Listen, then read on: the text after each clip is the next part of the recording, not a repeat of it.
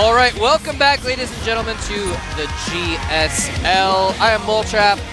I'm here with Wolf, and we have seen some freaking-tacular games today. Yeah, we have. We've seen some awesome stuff. We've seen base trades.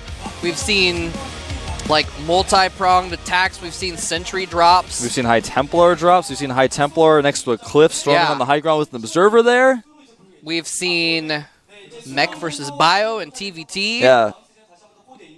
I'm just trolling Wolf right now. I know. Well, SC didn't quite make it through that one, but that's okay. Anyway, we've seen some really good stuff, and we've still got one more set left to watch. Yeah. It's going to be Tassadar versus YoDa. Which YoDa has shown some awesome stuff in the past. He's the guy who started doing that cloak ghost business, like the super fast one-base ghost cloak. Like, oh, if you didn't build a robo, my ghost just camps here and kills all your probes. Someone did that against me on the ladder when Artosis was filming me, and I was like, well, this has never happened to me before. Nice. And it is pretty difficult to deal with, man. It's weird. YoDa did that. But I think this is going to be our most one-sided match of the day. I think that Tassadar has shown his PvT as some of the best in the world. Yeah. He made it all the way to the finals of Code A, and then unfortunately ended up with a PvP, and then got knocked out. And now Tassadar has shown us he can do really good all-ins as well.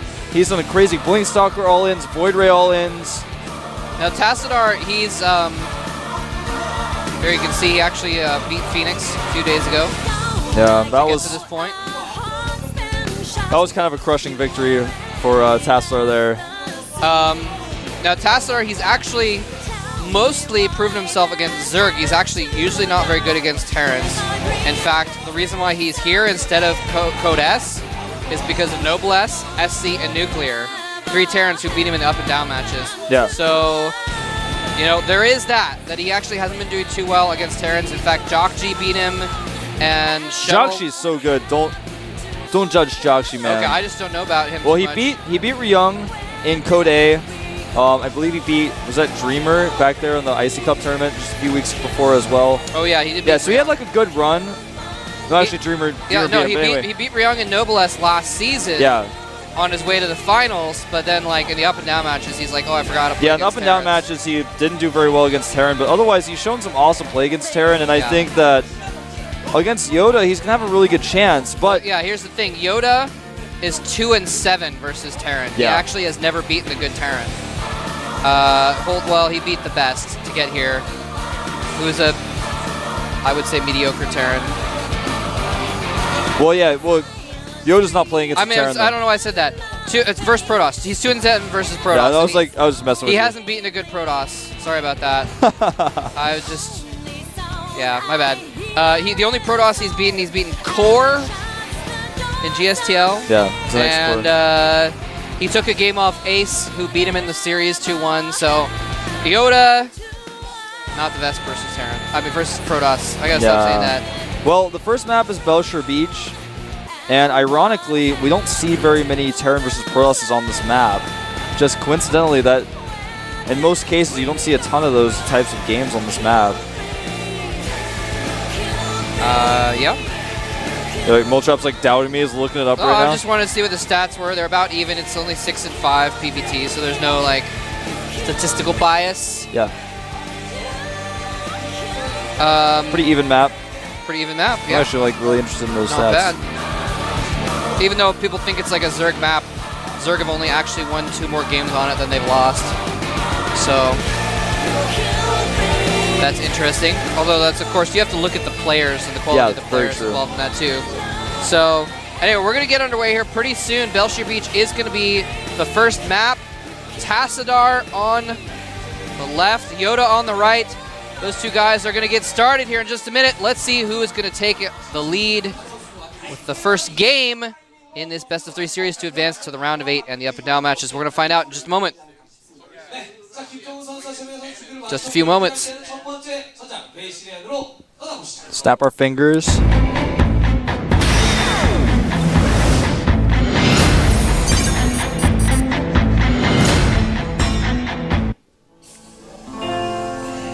All right, and here is second place from Code A from last season. He's trying to get that far this time as well. Wants that Code S. He said it last season he wanted to win to get Code S. He is Tassadar. NS Hoso Tassadar. This guy ladders a ton, by the way. He's another guy, hold on, I'll first tell you about this Terran player who has been doing pretty well. He's a very strong player. I am YoDa. YoDa has yet to prove himself really in the individual league. I guess actually both these players are those guys that like we're just starting to see, and they're the like guys that used to get to the finals of their Code B bracket and then lose to, you know, someone and not actually get into the GSL. And yeah. So now they're both finally in GSL. We see a lot of those types of stories here recently. Yeah. Where the good players are finally making it in, and some of the other lesser-known players are just starting to phase out a little bit. Or better-known players who aren't as good as what I should say. Yeah. Well, this map is very balanced, especially in this matchup. It's not any particular pieces of terrain that could advantage one race over the other. There are some open spaces, there are some closed-off spaces. I mean, for example, on a map like Tal'Darim Ultra out in the middle of the map, that favors different compositions over others. You know, for example, mech cannot be used very well in Tal'Darim Ultra, but on this map it can. Although we don't really see mech in TVP enough, I'll just say enough, because I think it's a pretty good composition. I've been saying that for a long time, actually. Well, we're Brood War people, so that's true. We look back and we say, well, things changed there and things could change here. Well, yeah. Well, I really want someone to... I mean, obviously, I might be wrong.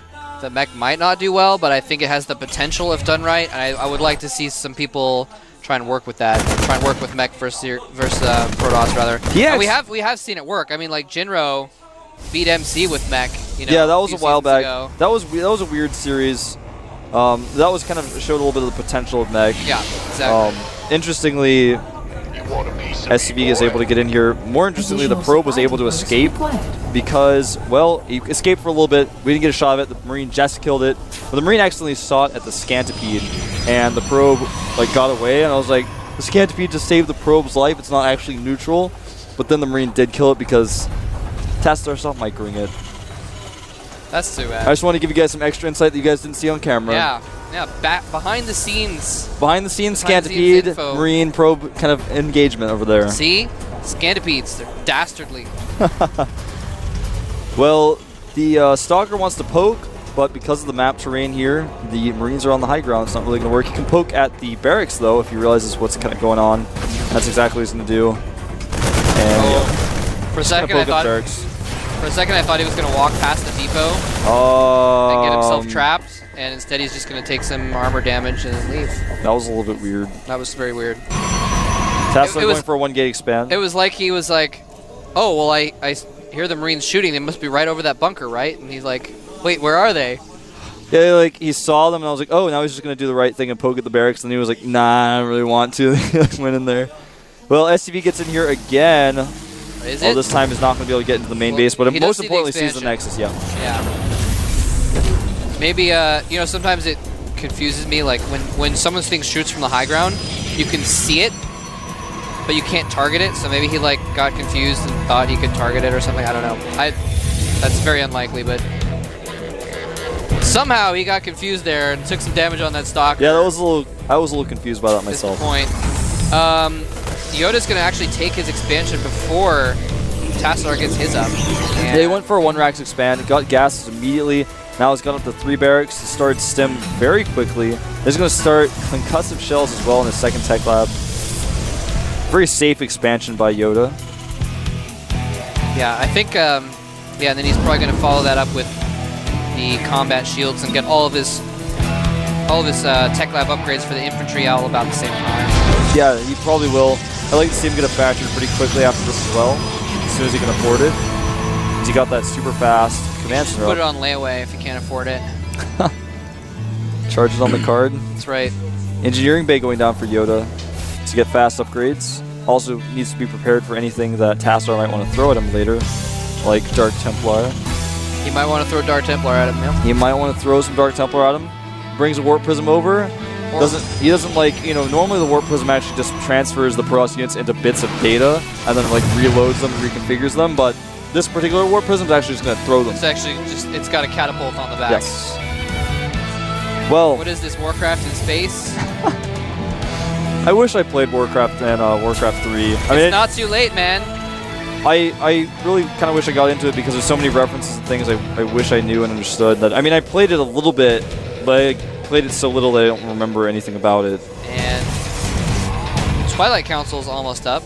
And there's Blink getting started there. Gonna go for Blink Stalkers.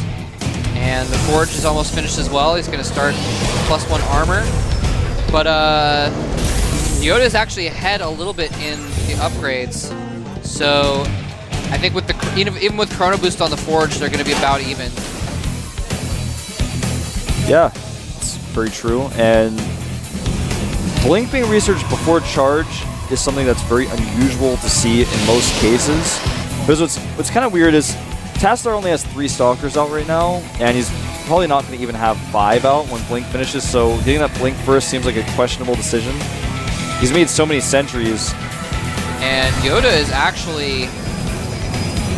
Well, never mind. He stopped his forces at the Watchtower. He's gathering there. He has his upgrades. He might be looking to... Okay, Combat Shields didn't start as quickly as I thought it did, so he might be looking to do a kind of a Combat Shields +1 timing attack here. He's got a lot of forces mounted in the middle, and he's got a single Marine checking for expansions. And just as I say that, he's going to actually fall back. And just as you say that, he stops falling back and goes back to the Watchtower. Oh my goodness. I have like this power that I can say stuff that won't happen. Actually, you just threw away that power. Oh man! Dang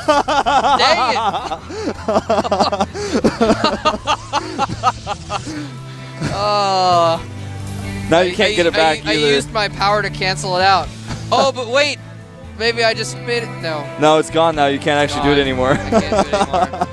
Alright, well, it looks like YoDa actually wasn't doing a timing at all because he just isn't attacking after all. So. Yeah, well, I think he just wanted to maybe catch any units that he could find that were out there. SCV comes and sees a ton of sentries. Armory going up relatively quickly, but he wants to get, fast +2 weapons. It's not like extremely quick as Engineering Bay going up at the same time, so he just wants to start getting faster upgrades. Now, second Robotics is going up as the Robotics Support Bay goes up, so Tassadar is going to be going 2 Robo Colossi. That's a pretty big commitment. So Tassadar is doing like everything. He's like, I'm going to get Blink and Charge and armor upgrades and weapon upgrades and 2 Robo Colossus. And, like after his first 2 Colossus, he's probably going to put down a Templar Archives because he's doing everything. Probably not actually. Well, he's doing a lot of stuff on just 2 bases. Yeah, right? Exactly. He's only got 2 bases, so. And look at that, just adding a bunch of gateways. He is doing everything, man. And +2 weapons on the way for YoDa. +1 armor getting pretty close to being done as well. 3 barracks were added for YoDa, so he's powering up just a little bit because he's preparing for that command center he's made. He's going to send that over to the 3rd base. He's not going to try to take the gold. He's a little bit worried about doing that. I think it's probably smart that he goes and takes the safer 3rd at this point. Yeah. I like how YoDa is putting down some like random depots at his choke points. It's really good, especially...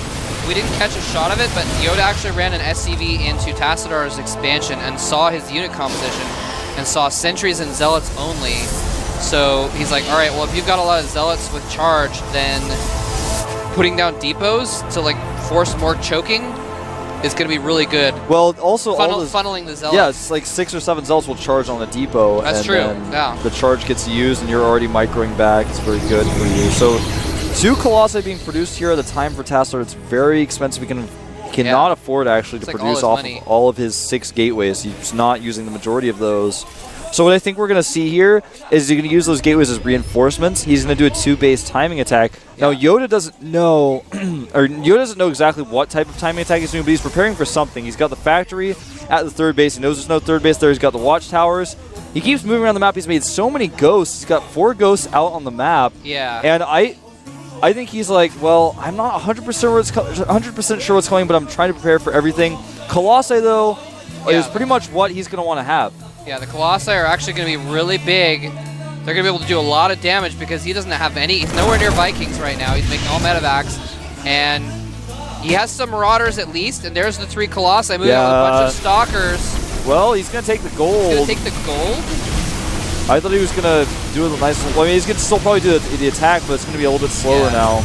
Well, Thermal Lance is almost done and 2 more Colossi almost done, so he may attack with those extra 2 Colossus and +2 weapons. Yeah, that's probably smart.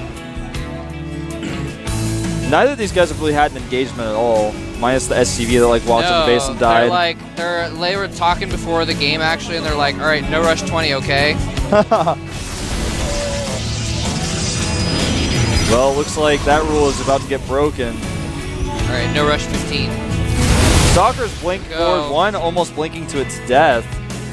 He's about to have +2. 2 more Colossi have just popped. This is really interesting. He like showed him Sentry Zealot, and so he made like ghosts and stuff to prepare for that, and now he's actually mostly Blink Stalker with Colossus. Yeah, with 3 Vikings being made at a time, man.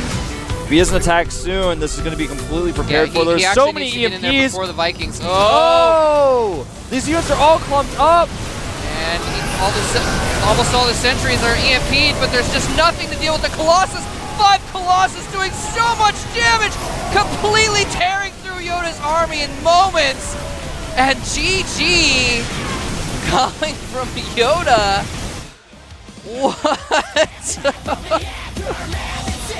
He's like, I'm gonna stim into this with 5 Colossus, and the Colossus just ripped him apart. Right-click moved into it, like he tried to star step micro forward into Colossi. Like that would have been a good attack if there hadn't been 5 Colossus. Like it was a really good attack. He's like, run in, EMP the army, stim forward, medevacs behind. Oh wait, there's just like 5 things splashing everything. He kept like doing the star step, like right click forward, move. Oh, he was doing that at the same time. Yeah, he was doing that, and that's why he took so much extra damage. I think if he had just fought the battle, stepping forward. Yeah, which doesn't make any sense. Was he trying to target down the Colossi or something? I guess that's what his thought was, but he wasn't really able to because they had range and there were a lot of units in the way. I think if he had just fought normally, he would have done okay, and like both players might have backed off. But he he was on move command a lot. Oh, I didn't even realize that he was moving forward too. Yeah, it was bad. That was pretty bad. Wow. I mean, the EMP'd every single unit. Every unit had like no shields. And the sentries, he got most of them. I think I saw a few force fields go down, but there wasn't too much energy on most of them. So it was a good initiation, I guess. But I think he needed to wait until he had more Vikings, and instead of stalling for more Vikings, he actually initiated. I think it might have been better for YoDa like hold back a little bit longer. Yeah, maybe so. But he was scared, I think. But there's also 5+2 Colossus with Thermal Lance range, so I mean that's just hard to deal with regardless of how long you stall. But anyway, so YoDa finally meeting, well, so far one of my predictions in game 1. Let's find out what we get.